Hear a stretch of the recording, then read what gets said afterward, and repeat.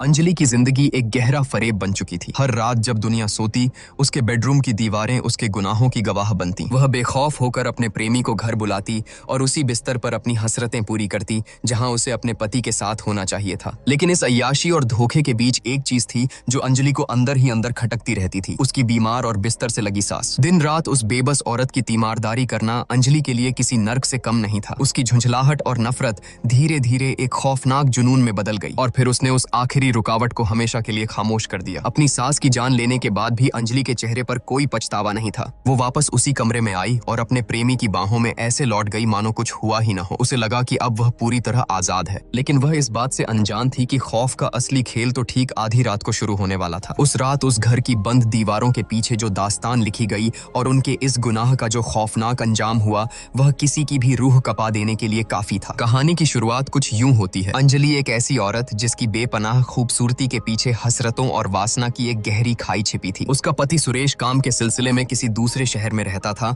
और इस दूरी ने अंजलि की जिंदगी में जो खालीपन पैदा किया, उसने एक खतरनाक मोड़ ले लिया था। इस सूनेपन को भरने के लिए उसने अपने कॉलेज के जूनियर दर्पण को चुना। दर्पण अब सिर्फ उसका प्रेमी नहीं बल्कि उसकी जिंदगी का सबसे स्याह और गहरा राज बन चुका था। जब भी मौका मिलता, रात के खामोश अंधेरे में अंजलि उसे अपने घर बुला लेती और बंद दरवाजों के पीछे दोनों बेखौफ होकर इस नाजायज रिश्ते की सारी हदें पार करते। लेकिन अंजलि की प्यास किसी अंतहीन कुएं की तरह थी। दिन ब दिन उसकी चाहतें इतनी हावी होती जा रही थीं कि अब दर्पण का साथ भी उसे कम लगने लगा था। आज रात भी दर्पण उसके बिस्तर तक आना चाहता था, लेकिन अंजलि ने उसे मना कर दिया। फिर भी उस रात के सन्नाटे में दोनों फोन पर देर तक फुसफुसाते हुए अपनी हसरतों को हवा देते रहे। दूसरी तरफ घर का माहौल अंजलि की रंगीन दुनिया से बिल्कुल उलट एक दमघोंटू उदासी और मौत की खामोशी से भरा था। घर में उसका एक छोटा बेटा, बीमार सास और ससुर बलवंत मौजूद थे। सास की हालत इतनी जर्जर थी कि उनका शरीर बस बिस्तर का ही एक हिस्सा बनकर रह गया था। अंजलि को उस बेबस बुढ़िया से सख्त चिढ़ थी। उनकी देखभाल करना उसे अपने ऊपर एक बदनुमा बोझ लगता था। इसी नफरत के चलते उसने रीना नाम की एक केयरटेकर को काम पर रखा हुआ था। ससुर बलवंत की हालत भी कुछ खास नहीं थी। उनकी एक आंख की रोशनी जा चुकी थी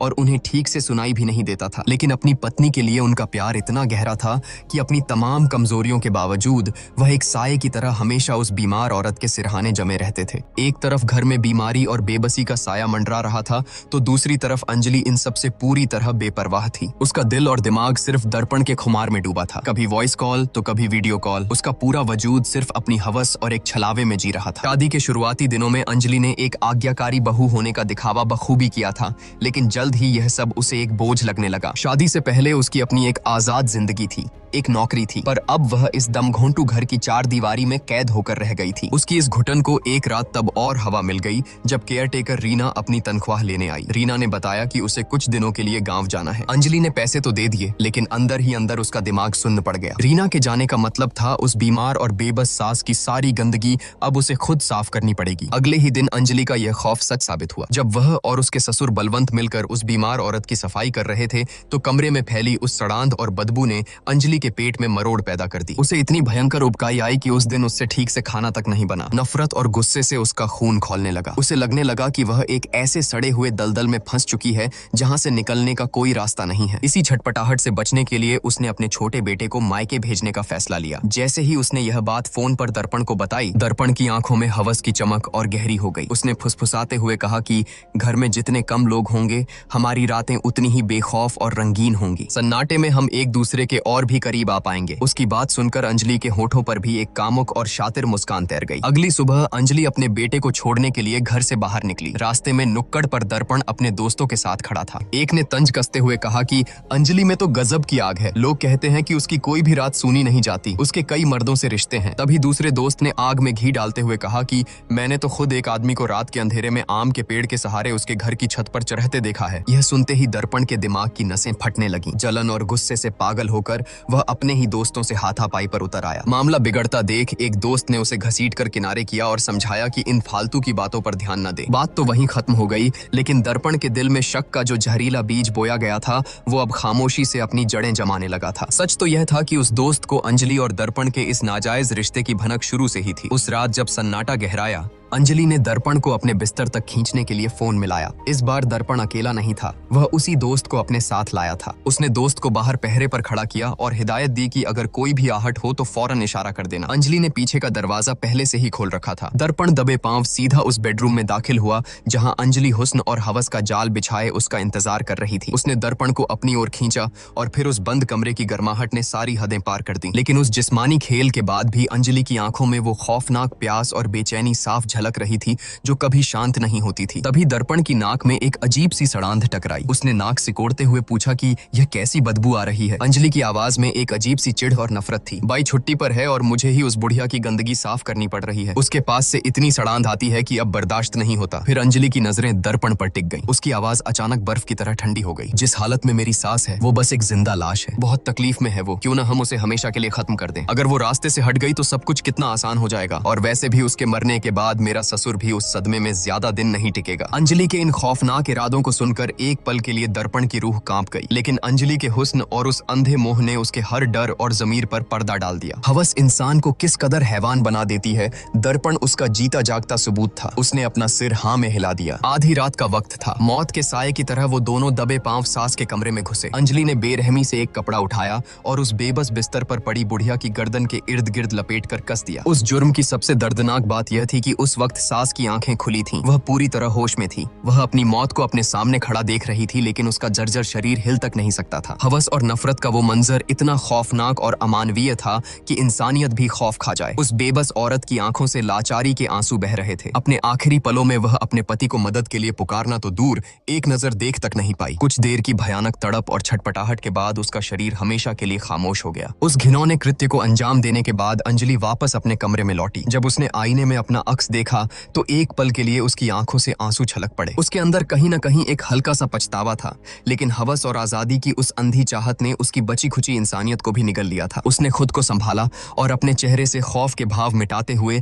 दर्पण से फुसफुसाकर कहा कि सुबह होते ही मैं रोना पीटना शुरू कर दूंगी। सबको लगेगा कि बीमारी की वजह से सासू माँ की मौत हो गई। किसी को हम पर जरा भी शक नहीं होगा। लेकिन अगले ही पल अंजलि के चेहरे का रंग उड़ गया। जिस कपड़े से उसने अपनी सास की जान ली थी वो तो उसी कमरे में छूट गया था। घबराहट में वह वापस उस मनहूस कमरे की तरफ भागी, लेकिन बिस्तर के पास वह कपड़ा कहीं नहीं था। उसका दिल जोरों से धड़कने लगा। वह दबे पांव ससुर के कमरे तक गई, पर वहां बलवंत गहरी नींद में सो रहा था। अंजलि ने खुद को तसल्ली दी कि वह बूढ़ा इंसान तो बहरा है, उसे क्या ही पता चलेगा। उसने मान लिया कि शायद हड़बड़ी में वह खुद ही उस कपड़े को कहीं रखकर भूल गई है। इस खौफ और दिमागी तनाव को दबाने के लिए अंजलि वापस अपने बेडरूम में आई और खुद को पूरी तरह दर्पण के हवाले कर दिया। मौत के उस खौफनाक साये और एक लाश के ठीक नीचे वे दोनों एक बार फिर अपनी उसी रंगीन दुनिया में डूब गए। जब उनका यह खेल खत्म हुआ तब रात काफी गहरी हो चुकी थी। किसी को शक न हो इसलिए अंजलि ने दर्पण को फौरन घर से बाहर जाने को कहा, लेकिन जैसे ही वे पिछले दरवाजे तक पहुंचे उनके होश उड़ गए। दरवाजा बाहर से लॉक था। घबराहट में वे दोनों मुख्य दरवाजे की तरफ भागे, लेकिन वह भी बाहर से बंद किया जा चुका था। अब अंजलि को यह महसूस होने लगा कि वे एक भयानक जाल में फंस चुके हैं। खौफ के मारे अंजलि सीढ़ियों की तरफ भागी, लेकिन तभी ऊपर से एक भारी दरवाजा सीधा उसके सिर पर आ गिरा। वह दर्द से चीखते हुए नीचे गिरी। उसका सिर फट चुका था। उसकी चीख सुनकर दर्पण पागलों की तरह उसे बचाने दौड़ा, लेकिन उस घुप्प अंधेरे में किसी ने उस पर भी एक जानलेवा हमला कर दिया। अब दोनों खून से सने, बुरी तरह जख्मी हालत में एक कोने में बेबस पड़े थे। मौत अब उनके सिर पर खड़ी थी। अंजलि की फटी हुई आंखें अब समझ चुकी थीं कि घर में कोई है जो उन दोनों को जिंदा नहीं छोड़ना चाहता। और तभी उस खौफनाक सन्नाटे और अंधेरे को चीरता हुआ वह चेहरा सामने आया। वह कोई और नहीं, उसका अपना ससुर बलवंत था। उस काली रात का सच तो कुछ और ही था। जब अंजलि और दर्पण उस बेबस सास की जान ले रहे थे तभी बलवंत की नींद टूट चुकी थी। वह अपनी पत्नी की हालत देखने उसके कमरे में पहुंचा, पर तब तक बहुत देर हो चुकी थी। अपनी जीवन संगिनी की बेजान लाश देखकर वह बूढ़ा इंसान अंदर से टूट गया और उस खामोश अंधेरे में बिलख बिलख कर रोने लगा। अपने छलकते आंसुओं के साथ जब वह यह मनहूस खबर अंजलि को देने उसके कमरे की तरफ बढ़ा तो दरवाजे के पास पहुंचते ही उसके कदम ठिठक गए। अंदर से अंजलि की आवाज आ रही थी। घर के उस मुर्दा सन्नाटे में बलवंत के कानों ने वो सब सुन लिया था जो उसकी दुनिया उजाड़ने के लिए काफी था। जब अंजलि और दर्पण वह कपड़ा ढूंढने कमरे से बाहर निकले तो बलवंत दबे पांव अंजलि के कमरे में गया। उसे यह जानना था कि वो अनजान आदमी है कौन। तभी उसकी नजर अंजलि के बिस्तर पर पड़े मैनफोर्स के पैकेट पर पड़ी। उस एक चीज ने सारा पर्दाफाश कर दिया। बलवंत की आंखों के सामने पूरी खौफनाक तस्वीर साफ हो गई। अंजलि का घिनौना नाजायज रिश्ता और उसी हवस की खातिर उसकी पत्नी का कत्ल। खून के आंसू पीते हुए बलवंत ने हत्या वाला वह कपड़ा उठाया और अपने कमरे में जाकर गहरी नींद में सोने का नाटक करने लगा। उन दोनों के कमरे से जाते ही उसने कांपते हाथों से अपने बेटे सुरेश को फोन मिलाया। सारी हकीकत बताते हुए उसने सुरेश सुरेश को सुबह होने तक घर पहुंचने का हुक्म दिया। लेकिन बलवंत ने पुलिस को फोन नहीं किया, क्योंकि अब उसके सीने में इंसाफ की नहीं, इंतकाम की आग धधक रही थी। उसी बदले की आग में जलते हुए बलवंत ने अपने ही घर को उन दोनों के लिए एक खौफनाक जाल में तब्दील कर दिया था और अब उन्हें बेरहमी से मौत के घाट उतार रहा था। खून से लथपथ दर्पण के दिमाग में अब सिर्फ एक ही बात गूंज रही थी, किसी भी तरह इस मौत के घर से जिंदा बाहर निकलना। लेकिन अंजलि, जिसका जमीर पूरी तरह मर चुका था, उसने दर्पण को रोकते हुए कहा कि अगर हम यहाँ से जिंदा भाग भी गए तो वो बुढ़ा हमें छोड़ेगा नहीं। वो हमारा सारा सच जान चुका है, सीधा पुलिस के पास जाएगा। अब बचने का सिर्फ एक ही रास्ता है, हमें बलवंत को भी खत्म करना होगा। दर्पण अंदर ही अंदर कांप रहा था। उसे एहसास हो चुका था कि वो हवस के किस खौफनाक और जानलेवा दलदल में धंस चुका है। दूसरी तरफ अंधेरे में छिपा बलवंत इन दोनों की खौफनाक साजिश सुन रहा था। गुस्से और इंतकाम की आग में उसका खून खौल रहा था। अंजलि उसे ढूंढने के लिए हाथ में एक लालटेन लेकर निकली, लेकिन बलवंत ने पहले ही उस चिराग के साथ मौत का खेल कर दिया था। जैसे ही अंजलि ने उसे उठाया, वह जोरदार धमाके के साथ उसके ही हाथ में फट गया। आग की लपटों ने अंजलि का एक हाथ बुरी तरह झुलसा दिया और वह दर्द से चीख उठी। यहीं पर उस खौफनाक रात का एक और दर्दनाक सच सामने आता है। बलवंत ने अपनी बीमार पत्नी के बिस्तर के पास एक इमरजेंसी बटन लगा रखा था। जब अंजलि और दर्पण उस बेचारी को मौत के घाट उतार रहे थे, तब अपनी आखिरी सांसों से लड़ते हुए उस बुढ़िया ने कांपते हाथों से वो बटन दबा दिया था। उसी अलार्म ने बलवंत को जगाया था और वह अपनी पत्नी की आखिरी पुकार सुनकर ही वहां पहुंचा था। दर्द से बिलखती अंजलि और दर्पण ने बलवंत को पकड़ने का जाल बिछाया। इस बार बलवंत उनके जाल में फंस गया। अंजलि ने पीछे से बलवंत के सिर पर जोरदार प्रहार किया और वह बेसुध होकर गिर पड़ा। जैसे ही अंजलि उसे घसीटने लगी, बलवंत को होश आ गया। मौका पाकर बलवंत फिर से छुपने में कामयाब रहा। इस चूहे बिल्ली के खेल से तंग आकर अंजलि ने अपनी क्रूरता और नीचता की सारी हदें पार कर दी। उसने मिट्टी के तेल का डिब्बा उठाया और पागलों की तरह चिल्लाई कि अगर तू सामने नहीं आया तो मैं तेरी बीवी की लाश को यहीं जला दूंगी। छुप मत, वरना राख होने के बाद तेरी बीवी की आत्मा भी कभी चैन नहीं पाएगी। अपनी मृत पत्नी की लाश के साथ यह बेअदबी बलवंत बर्दाश्त नहीं कर सका। वह फौरन अपने छुपने की जगह से बाहर आ गया। अंजलि और दर्पण जानवरों की तरह उस पर टूट पड़े और उसे बेरहमी से पीटने लगे। खून से लथपथ बलवंत आखिरी दम तक मार खाता रहा। तभी अचानक बलवंत के अंदर जैसे कोई आसुरी शक्ति आ गई। उसने पूरी ताकत से दर्पण के पैर पर एक करारा वार किया और उसे दूर झटक दिया। अगले ही पल उसने अपने हाथ अंजलि की तरफ बढ़ाए और अपनी उंगलियां उसकी आंखों में बुरी तरह चुभो दी। उनकी चीखों के बीच बलवंत वहां से भागा और एक कमरे में खुद को बंद करके सीधा पुलिस को फोन मिला दिया। उसने पुलिस को सारी हकीकत बयान कर दी। उधर अंजलि किसी तरह उस कमरे तक पहुंची। फोन की कॉल हिस्ट्री देखते ही उसके पैरों तले जमीन खिसक गई। अब पुलिस के आने से पहले बलवंत की लाश गिराना जरूरी था। अंजलि ने बदहवास होकर दर्पण से कहा कि बाहर तुम्हारा जो दोस्त पहरा दे रहा है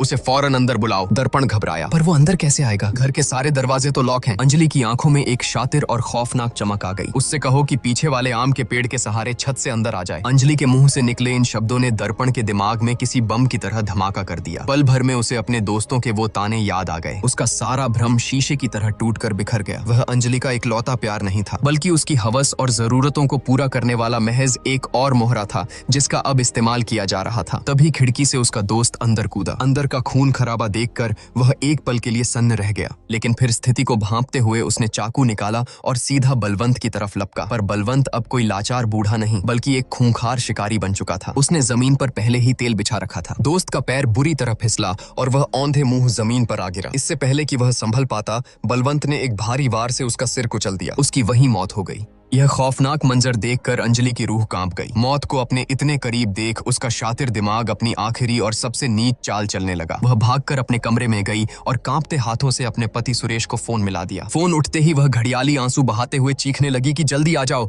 घर में एक अनजान गुंडा घुस आया है। उसने मम्मी पापा दोनों को मार डाला है और मुझे भी बुरी तरह जख्मी कर दिया है। मुझे बचा लो। दरवाजे के पीछे खड़े दर्पण ने यह सब सुन लिया। अंजलि का असली और घिनौना चेहरा अब पूरी तरह बेनकाब हो चुका था। वह अपने गुनाहों का सारा ठीकरा दर्पण के सिर फोड़कर खुद मासूम बनना चाहती थी। धोखे की आग में जलते हुए दर्पण उस पर झपटा। दोनों के बीच हाथापाई हुई, लेकिन अंजलि उसे चकमा देकर वहां से भाग निकली। उसे ढूंढते हुए दर्पण जैसे ही अंधेरे में एक दूसरे कमरे में घुसा, बलवंत का बिछाया एक और जाल उस पर मौत बनकर टूट पड़ा। ऊपर रखा एक भारी गैस सिलेंडर सीधे उसके सिर पर आ गिरा और दर्पण की कहानी उसी दर्दनाक झटके के साथ हमेशा के लिए खत्म हो गई। उधर मौत के खौफ में अंजलि अब भी बलवंत की जान लेने के लिए पागलों की तरह उसे ढूंढ रही थी, लेकिन बलवंत अब इस खूनी खेल का अंत तय कर चुका था। वह अंजलि के वार से खुद को बचाते हुए मुख्य दरवाजे तक पहुंचा। उसने अपने मुंह लौह के अंदर छिपाकर रखी हुई चाबी बाहर निकाली, ताला खोला और अंधेरे से निकलकर बाहर आ गया। बाहर सुबह की पहली किरणें फूट चुकी थीं और पुलिस की गाड़ियां सायरन बजाते हुए घर को घेर चुकी थीं।